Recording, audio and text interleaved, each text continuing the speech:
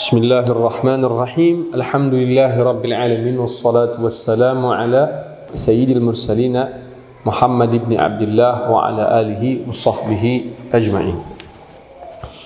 Bisanadil muttasil ila al-imam al-hafiz al-hujjah Abi Dawud Sulaiman ibn al-Ash'ath as-Sijistani rahimahullahu ta'ala wa adamallahu an-naf'a bi'ulumihi wa bi'ulumi sa'iri salihin fi ad-darain amin.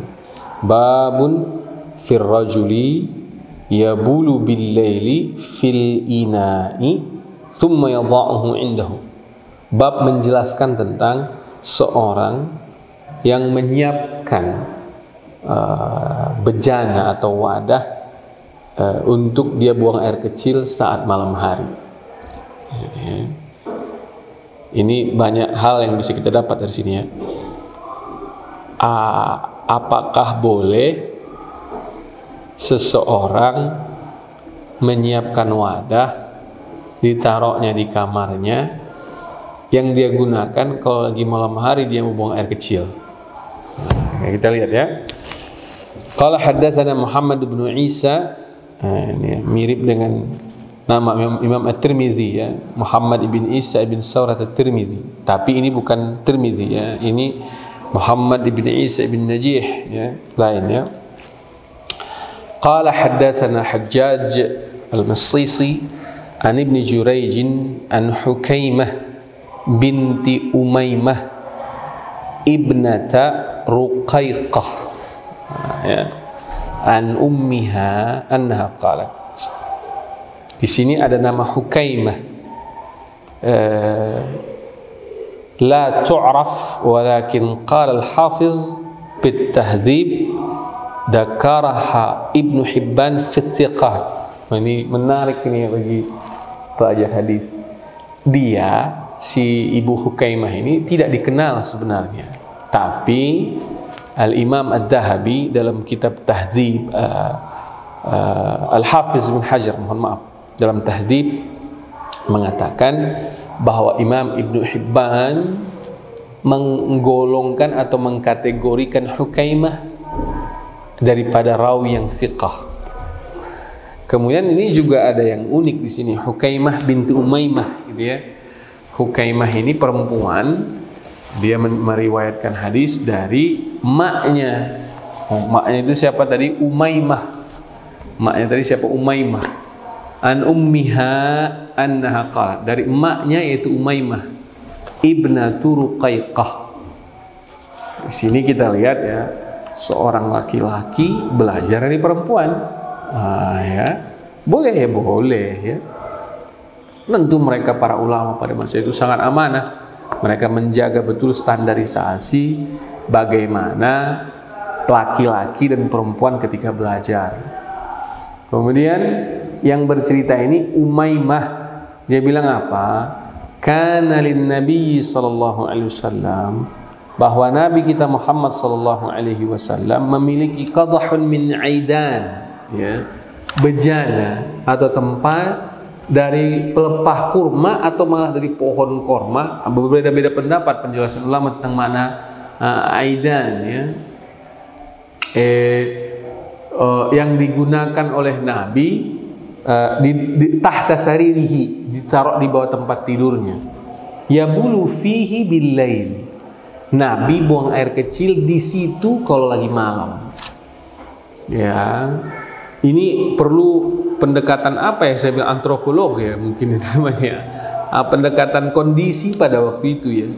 Pada waktu itu orang Arab belum mengenal istilah toilet di dalam kamar. Mereka belum ada istilah membangun toilet di kamar ya.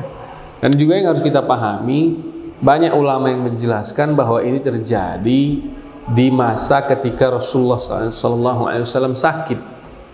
Dan jangan buruk sangka, siapa ini Umaymah kok sampai tahu bahwa Nabi SAW punya bejana ditaruh di bawah tempat tidurnya saat dia buang air kecil malam. Umaymah ini punya hubungan dekat dengan Nabi Muhammad SAW karena masih si ibu Umaymah ini sahabiyah dan dia adalah ukhtu Khadijah binti Khuwailid. Dia adalah saudarinya Khadijah binti Khuwailid. Jadi masih iparnya Rasulullah SAW. Maka sangat memungkinkan terjadi beliau mendapat info. Ya, kenapa? Kalaupun ada yang mengatakan, loh, Bu Khadijah kan sudah meninggal, gitu ya. Nah, tapi kan bisa kita jawab bahwa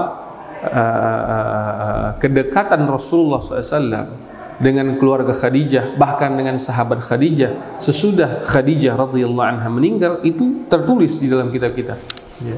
Bisa saja pada malam ketika Rasulullah SAW sakit, dijaga oleh Aisyah radhiyallahu anha radhaha, ada Umaymah di sana dan melihat bahwa Rasulullah SAW memiliki wadah terbuat dari pelepah korma atau batang korma yang sudah didesain sedemikian rupa, yang dibuat oleh Rasulullah SAW menampung air kencingnya saat dia ingin buang air kecil pada malam hari. Seperti yang sering kita jelaskan bahwa para ulama mengatakan ini terjadi saat kondisi Nabi SAW sakit. Nah, ya. Bolehkah? Boleh, ya, sah-sah saja ya. Mungkin istilah orang sekarang apa namanya? Pispot ya, atau apa namanya ya, yang sering dipakai orang saat sakit ke orang yang tidak bisa turun dari ranjangnya, dipakai itu untuk dia buang air kecil dan memakai alat tersebut. Boleh. Hanya saja tentunya standarisasi istinja dan lain sebagainya tetaplah dijaga semaksimal mungkin. Dan ini juga menjadi alasan bagi beberapa orang membuat di dalam kamar tidurnya dia bangun kamar mandi atau toilet ya. Atau toilet dibikin tertutup dengan konsep yang ada terjadi sekarang gitu ya. Nah, jadi dari hadis ini dapat kita pelajari boleh membuat bejana atau wadah yang digunakan oleh seseorang untuk buang air kecil saat malam hari, apalagi saat dia mengalami sakit yang membuat dia tidak bisa terlalu luasa bergerak ya, atau yang disebut di zaman sekarang dengan pispot ya, sering dipakai di rumah sakit. Hadihi wallahu subhanahu wa ta'ala a'la wa a'lam wa ilmuhu jalla wa atam.